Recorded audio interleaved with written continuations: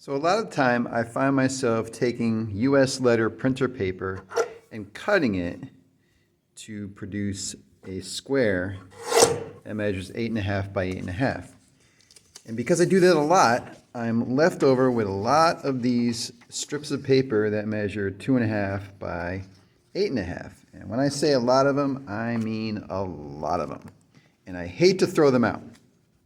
So I've been trying to think of different projects that I can make with these strips, and one that I have been playing around with a lot recently is making Ddakji. So Ddakji have been around for many years. It's a popular North Korean game where you make these little tiles and you throw them down to try to get them to flip over, similar to the Pog game that was popular here in the States back in the 90s. And there's been a resurgence in interest and popularity of this Ddakji game because of the show Squid Game. So I came up with a way to transform these strips of paper into a Ddakji. So follow along if you wish.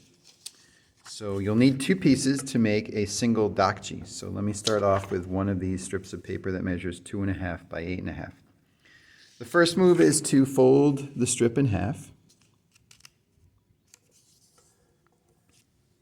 And then open it up.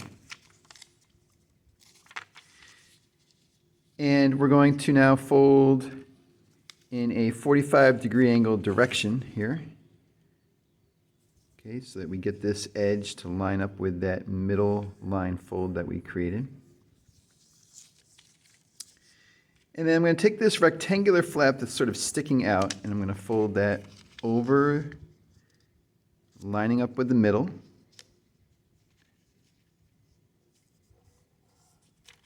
And now I've got this little triangular flap that's sort of hanging over the triangle underneath, and I'm going to fold that up. Making sure with each fold that the edges line up nicely. All right, so end up with that. So now we're going to do the same thing, but now in the opposite direction. So if we sort of go back and sort of undo this, we folded this up. This side we're going to fold down. All right, so I folded that down, so I'll fold this up. Again, making sure this edge lines up nicely here, and you line up nicely here. And then we fold this triangular flap over, and we'll do the same on this side.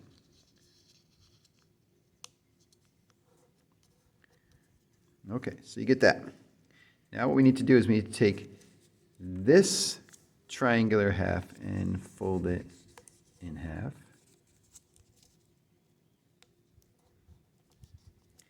And then take this side and fold it in half, producing a square. All right, so that will serve as one unit for our Ddakji. And it's kind of nice when you do contrasting colors, so I'll use this nice bright pink. So again, first move, fold it in half. And I'll go through this kind of quickly so that you can see the assembly of the two units to form the Ddakji.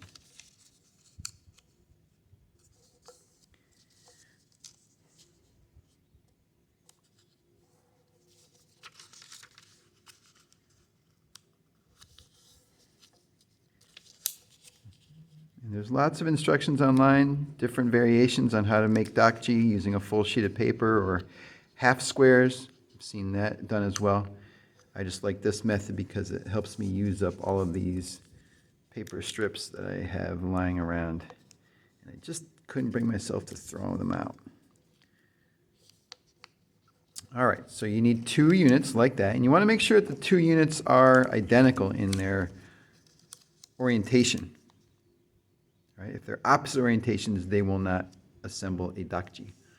Okay, so now you're going to put one on top of the other, perpendicular. And if I put the pink one on the bottom, then the Ddakji will have a colored base. If I put the white one on the bottom, then it will have a white base like this one. So I'll put the pink one on the bottom just so you can see the difference.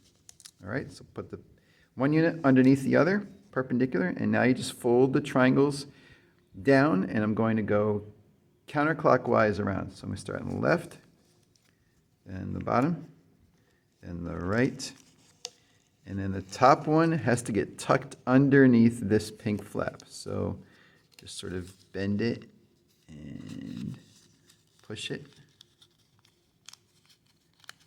And there you go.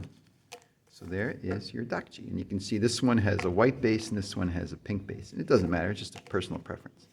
All right, so then the goal of the game is to throw the Ddakji and try and get it to flip over.